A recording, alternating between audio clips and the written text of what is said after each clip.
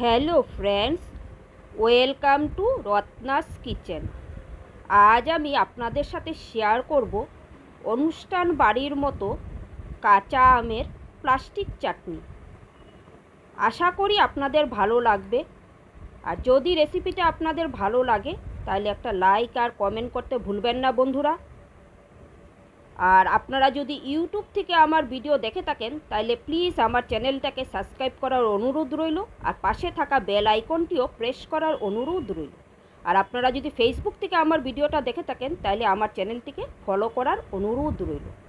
তো বন্ধুরা, আমরা সকলেই শেষ পাতে চাটনি খেতে পছন্দ করি, তাই আজকে আমি আপনাদের সাথে এই চাটনি রেসিপিটা শেয়ার করব। আমের চাটনির জন্য বন্ধুরা আমি আমগুলোকে ঠিক এরকম পাতলা পাতলা করে কেটে নিয়েছি। দেখুন, ঠিক এরকমভাবেই আমগুলোকে কাটতে হবে। এদিকে একটা ফ্রাই প্যান বসিয়ে দিয়েছি বন্ধুরা। এর মধ্যে আমি একটা ভাজা মশলা করে নেব। তার জন্য আমি দিয়ে দিচ্ছি 3টে শুকনো লঙ্কা আর কিছুটা মৌরি। এটাকে একটু হালকা গরম করে নেব বন্ধুরা, বেশি ভাজবো না, হালকা একটু ভেজে তারপর এটাকে ঠান্ডা করে আধ ভাঙ্গা করে গুঁড়ো করে নেব। বন্ধুরা, মশলাটা আমার ভাজা হয়ে গেছে। এখন আমি এটাকে একটা প্লেটে তুলে রাখবো, আর ঠান্ডা হলে আমি এটাকে ড্রাই রোস্ট করে নেব। বন্ধুরা, এখন আমি ফ্রাই প্যানটার মধ্যে আমি এখানে 400 গ্রামের মতো চিনি নিয়ে নিলাম। যেহেতু আমার আমটা প্রায় 500 গ্রামের মতো আছে, তাই আমি 400 গ্রামের মতো চিনি নিয়ে নিয়েছি। আর এখানে দিয়ে দিচ্ছি 1 কাপের মতো জল। এখন আমি চিনিটাকে খুব ভালো করে মেল্ট করে নেব।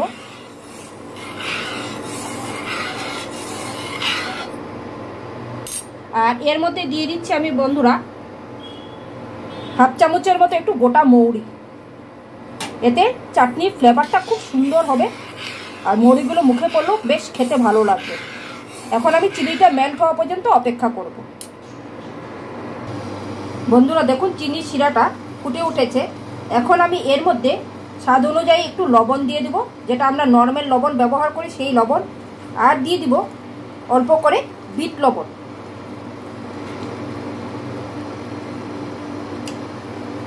এখন লবণটাকে এই শিরার সাথে খুব ভালো করে মিশিয়ে দেব।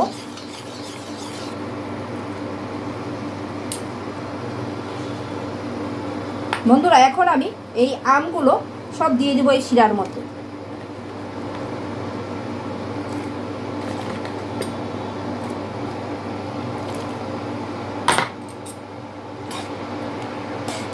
এখন আমি একটা ঢাকা দিয়ে 10 মিনিটের মতো আমটাকে ভালো করে সেদ্ধ করে নেব। আর এদিকে চিনির শিরাটাও অনেকটাই ঘন হয়ে যাবে ততক্ষণে, আমটা সেদ্ধ হতে হতে। তো এখন আমি একটা ঢাকা দিয়ে দিচ্ছি 10 মিনিটের জন্য। 10 মিনিট হয়ে গেছে বন্ধুরা। এখন আমি ঢাকাটা তুলে দিচ্ছি বন্ধুরা।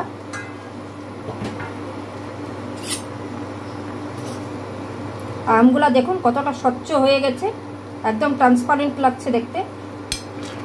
আর খুব হালকা হাতে আমগুলাকে এখন নাড়াতে হবে, বেশি জোরে নাড়ালে আমগুলো ঘেটে যাবে। এখন আমি এর মধ্যে কিছুটা কিশমিশ অ্যাড করে দেব, আর কিছুটা কাজু বাদাম অ্যাড করে দেব। আর বন্ধুরা, রংটা সুন্দর হওয়ার জন্য আমি একদম 1 চিমটে হলুদ দিয়ে দিলাম। আর এখানে যে মৌরি আর শুকনো লঙ্কাটাকে শুকনো করে ভেজে রেখেছিলাম, এটাও আমি হাফ চামচের মতো অ্যাড করে দিলাম। এখন এইগুলাকে আমি সব ভালো করে মিশিয়ে দেব। দিয়ে এখন আমি আরও 10 মিনিট এটাকে ফুটিয়ে নিব, যাতে ঝোলটা আরেকটু ঘন হয়ে যায় এই চিনির সিরাপটা।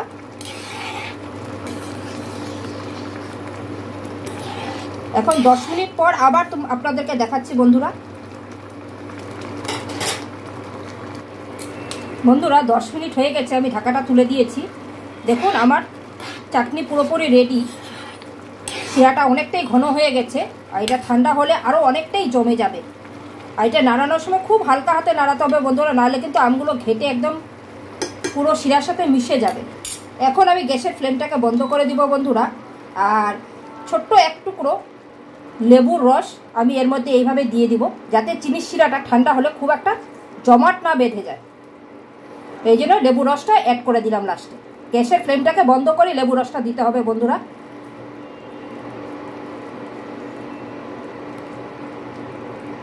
আর দিয়ে দিব উপর থেকে আবার সেই মৌরি আর শুকনো লঙ্কা ভাজার গুঁড়োটা লাস্টে একটু অ্যাড করে দিলাম। এখন আমি এটাকে ঠান্ডা হতে দেব, তারপর একটা সার্ভিং বলে তুলে নেব।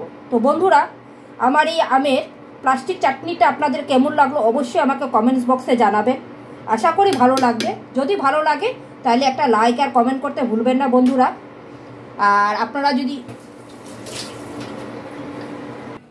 আর আপনারাও বাড়িতে এইভাবে আমের চাটনিটা একবার ট্রাই করবেন। আশা করি আপনাদের ভালো লাগবে। তো বন্ধুরা, আজকের ভিডিওটা আমি এখানেই শেষ করব। তো দেখুন আমার এই আমের চাটনিটা কত সুন্দর হয়েছে দেখতে, আর খেতেও খুব অপূর্ব লাগে এই আমের চাটনিটা। আর এই গরমকালে এরকম একটা আমের চাটনি হলে শেষ পাতে আর কিছুই লাগবে না বন্ধুরা। তো আজকের ভিডিওটা আমি এখানেই শেষ করছি। আপনারা সকলে সুস্থ থাকবেন, ভালো থাকবেন। আবার একটা নতুন ভিডিও নিয়ে আপনাদের সাথে আমার দেখা হবে। Thank you.